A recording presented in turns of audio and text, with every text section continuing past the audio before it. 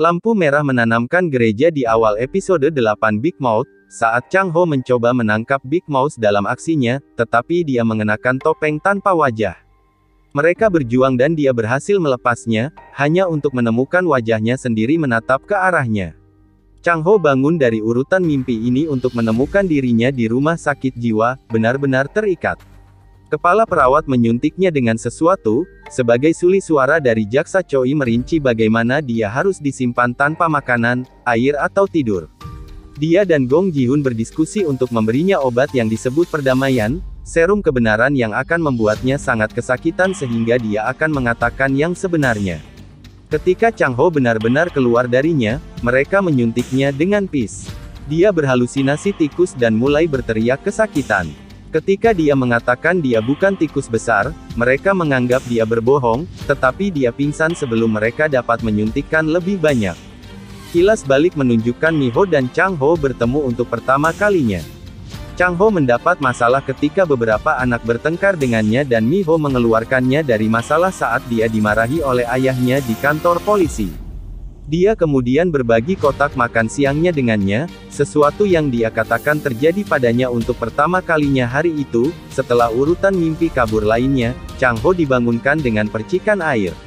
Untuk menghindari lebih banyak rasa sakit dari serum kebenaran, dia memberitahu Ji-hoon bahwa uangnya ada di Gunung Budal. Dari kilas balik hingga ketika dia dan Mi-ho pergi mendaki Gunung Budal, kami menyadari Chang Ho hanya mengulur waktu. Tetapi ketika para VIP menggali tanah, mereka menemukan sebuah kotak dengan satu batang emas. Dan Chang Ho tidak tahu bagaimana itu sampai di sana. Sementara itu, Big Mouth yang asli tampaknya telah menggeser emas batangan dari ruang bawah tanah ke fasilitas penyimpanan. Di penjara, orang-orang tampaknya batuk darah dan pingsan. Pemimpin kamar dan ketua yang membahas bagaimana Dr. Han dibebaskan dengan jaminan. Di tempat lain, wali kota Choi dan istrinya pergi berenang di bawah air.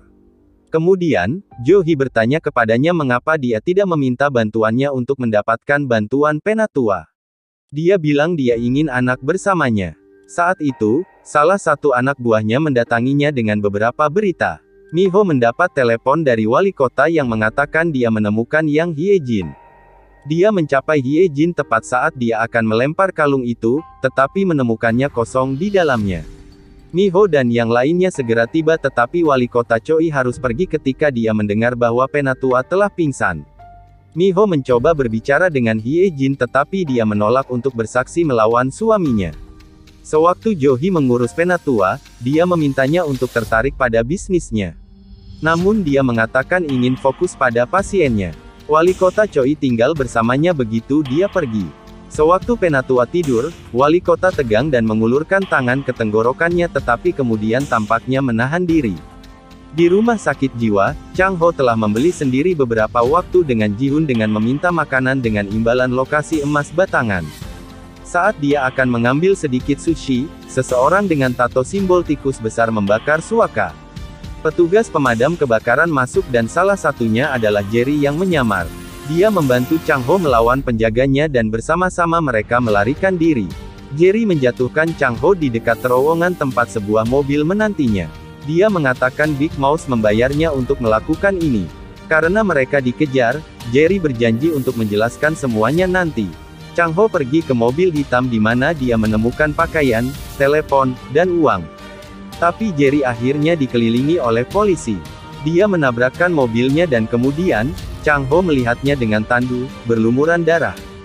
Sementara itu, Mi-ho memberi Hye-jin beberapa kertas dan menyuruhnya untuk memilih antara melarikan diri atau berkelahi. Sun Tae, Mi-ho dan ayahnya telah menghubungi saluran media sosial bernama News Mental, mengatakan mereka memiliki informan untuk kasus ini. Ayah Mi-ho bertanya apakah Hye-jin akan siap untuk itu dan Mi-ho menjawab bahwa mereka hanya perlu menunggu dan melihat.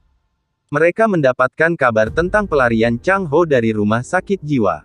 Di penjara, ketua yang terkesan dengan Chang Ho sementara sipir mengatakan itu bukan masalahnya. Para VIP khawatir Big Mouth sedang lepas. Jaksa penuntut mengatakan bahwa polisi sedang mencari keluarganya dan akan segera menemukan mereka.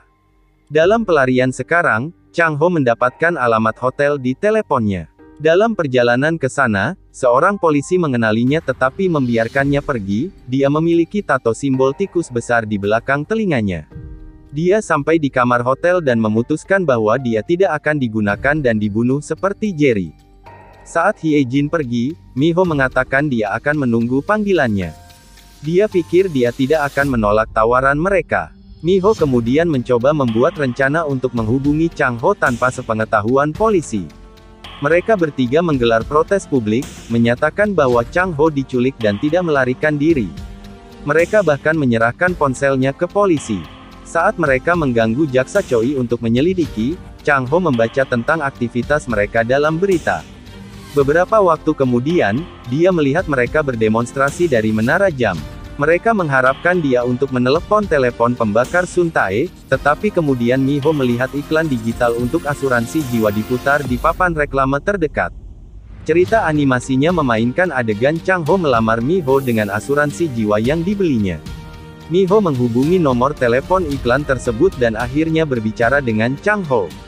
Dia mengatakan kepadanya bahwa dia diculik tetapi dia baik-baik saja sekarang. Dia mengatakan kepadanya bahwa Hye-jin telah setuju untuk membantu mereka dan memberinya nomor teleponnya. Chang-ho mengatakan dia akan mengendalikan banyak hal sekarang. Para VIP sedang menonton teaser news mental ketika Hye-jin menelepon Ji-hoon, mengklaim bahwa dia memiliki makalah Profesor Seo tetapi dia ingin bercerai dari Dr. Han sebagai gantinya. Dr. Han menolak untuk melakukannya dan para VIP bertengkar. Kita kemudian melihat bahwa Hye-jin bersama Chang-ho. Saat Chang-ho berpakaian sampai 9, Suli suaranya berbicara tentang kebohongan dan bagaimana tempat terbaik untuk menyembunyikannya ada di dalam kebenaran. Para VIP tiba di pengadilan untuk persidangan mereka. Saat Ji-hoon dan wali kota Choi bertukar kata, wali kota mengetahui bahwa dia tahu tentang Yang Hye-jin dan memberitahu Miho, yang baru saja tiba. Miho membuka laptopnya di pengadilan saat pembawa acara news mental mulai memperkenalkan informannya. Semua licin dan cocok. Chang-ho tiba dan duduk sebagai informan acara, yang mengejutkan ribuan pemirsa. Sebuah epilog menunjukkan Miho berinteraksi dengan Chang-ho saat dia bekerja di sebuah toko kelontong dan kemudian melihatnya mengambil 2 kantong penuh susu untuk anak-anak lain di panti asuhannya.